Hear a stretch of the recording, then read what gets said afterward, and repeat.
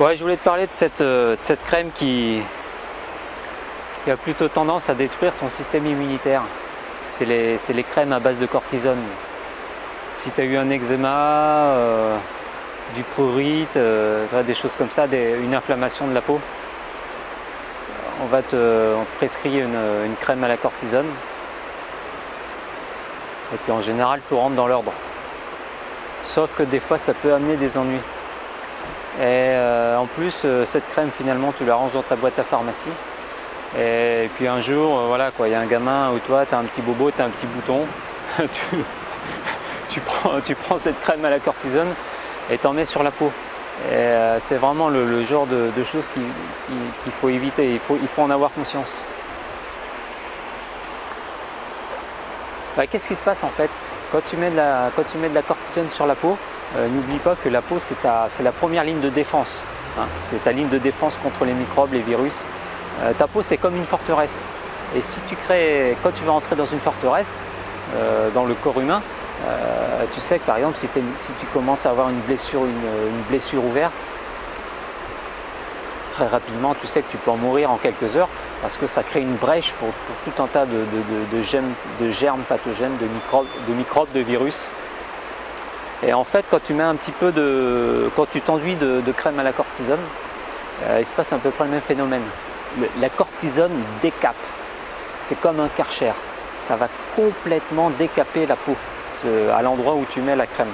Ça, il faut le savoir. Donc qu'est-ce qui se passe? Tu as une peau qui est, tout d'un coup tu as une peau qui a perdu son acidité, une peau qui est stérile, ou presque.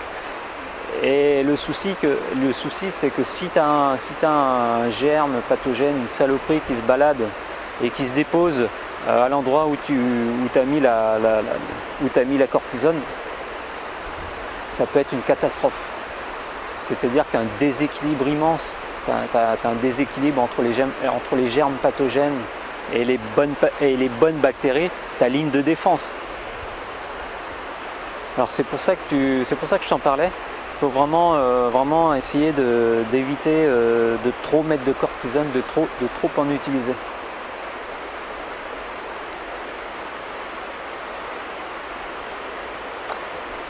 Je disais les récits d'un médecin, c'est très très intéressant parce que c'est une pédiatre qui va utiliser par exemple, en cas d'eczéma, elle a plutôt tendance à utiliser, à cause de ce problème de la cortisone qui a un principe actif beaucoup trop puissant, souvent mal utilisé. Alors pourquoi ne pas utiliser le violet de la gentiane? Voilà. Ça peut être, c'est un antiseptique. Elle utilisait aussi le bleu de méthylène, l'éosine, tu vois. Elle badigeonnait, si tu veux, un petit peu l'enfant par exemple avec ses teintures, et puis elle observait le résultat. Et dans les cas compliqués, effectivement, elle avait recours à la cortisone. Mais je pense qu'on a tout un tas de remèdes aujourd'hui. Par exemple, je pense à l'argile, quoi. En cas de démangeaison, prurite, eczéma, pourquoi ne pas utiliser de l'argile en tube, hein, faire un petit cataplasme d'argile? Pourquoi ne pas utiliser le bicarbonate ou toute autre crème traditionnelle, des crèmes façon grand-mère, quoi. Donc vraiment pense à ça, quoi, ces crèmes à la cortisone, surtout chez les enfants, ça peut vraiment déstabiliser la flore, la flore qui se trouve au niveau de la peau, au niveau de déstabiliser leur système immunitaire en créant des brèches justement au niveau de la peau. Exemple pour finir, ça c'est une anecdote véridique, hein, qu'on peut lire ou qu'on peut entendre quand on est dans le milieu médical. Il y a un médecin qui reçoit un gamin, il avait un gros bouton sur le genou. Prescription crème à la cortisone.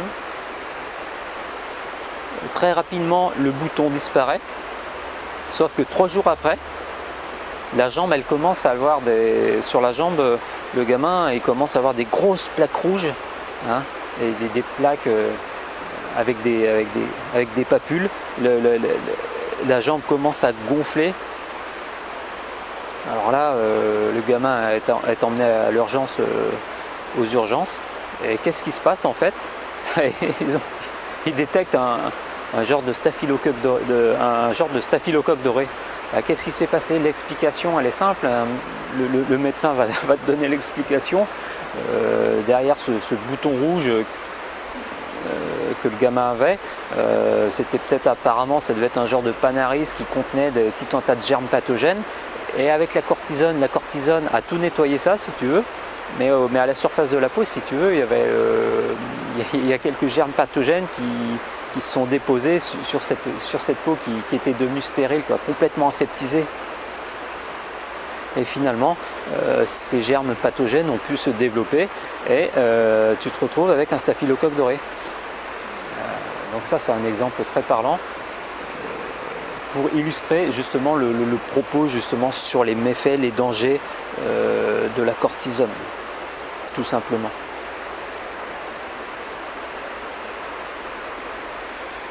Donc voilà, bah écoute, tiens, justement, c'était aussi, je te parlais tout ce qui est aussi solutions hydroalcooliques.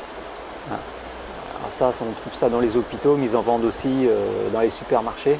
En général, ce type de solution est aussi très très agressif pour la peau. Ça décape vraiment trop les mains. Et c'est pas bon parce qu'une fois de plus, tu te retrouves avec un déséquilibre immense de la flore des bactéries qui se trouvent sur ta peau. Ta peau, c'est ta forteresse, c'est la forteresse. Donc la peau, il faut en prendre soin. Ainsi éviter les solutions hydroalcooliques et bien sûr remplacer tout ça par du bon vieux savon de Marseille, n'est-ce pas? Ok, moi tu vois, je vais faire ma petite séance d'hydrothérapie. Et puis on se retrouve je sais pas, plus tard, demain.